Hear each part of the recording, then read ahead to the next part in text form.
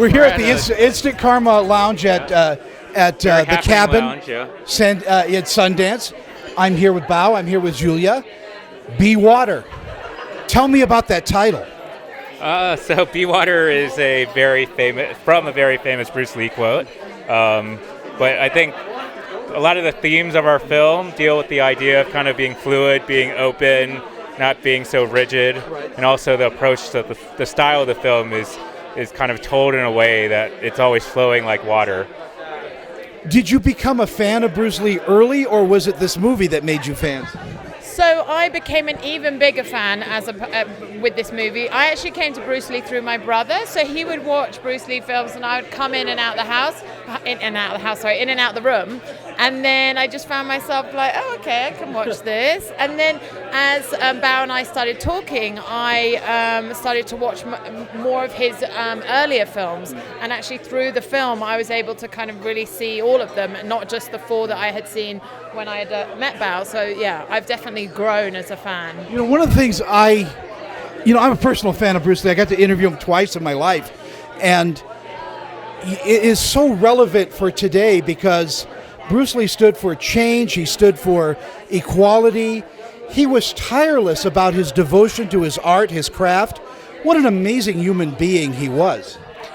Yes, exactly. And I think, one of the kind of real focus points of our film was to show that, and the determination he had to be the man he was, and also the hurdles that were constantly, and I mean constantly, like whether he was in Hong Kong and it was a struggling film industry, or whether it was coming to America and trying to find his passion and make money for himself. So yeah.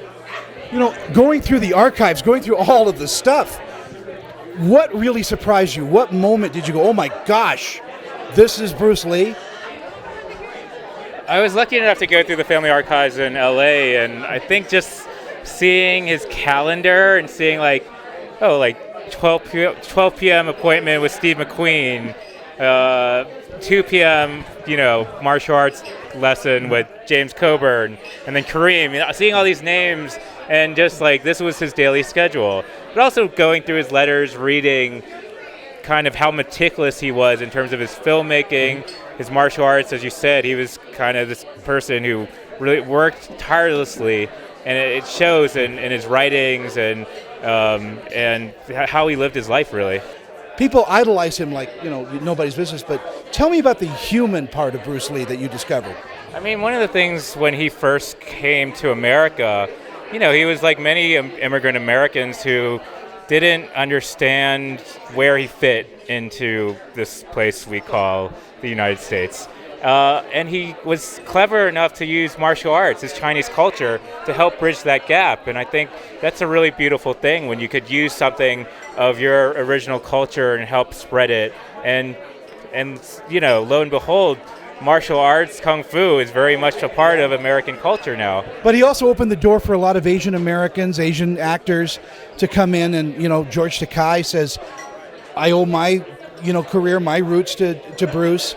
I mean, this is really something that I think people out there really ought to know, is that you have somebody that's a trailblazer.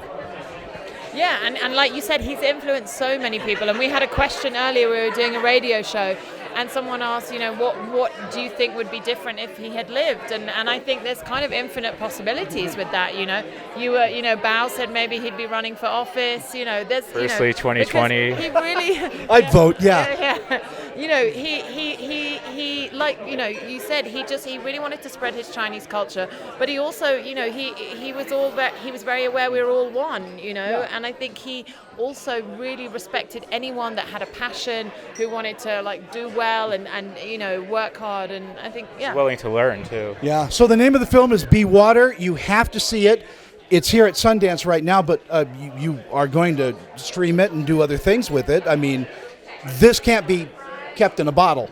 No, definitely. So we partnered, with ESPN. We're making the film with ESPN, and so it's going to be on ESPN, I think, in the fall. But then between now and the fall, I think it will be at, a few other festivals. So you have a website that we can go to? We don't, but you can go to the Sundance website, or I'm sure at some point there will be an ESPN website that you can go to. Perfect. Thank you guys for being part of our Thank you very much. interviews today. Thank you very much. Thank you.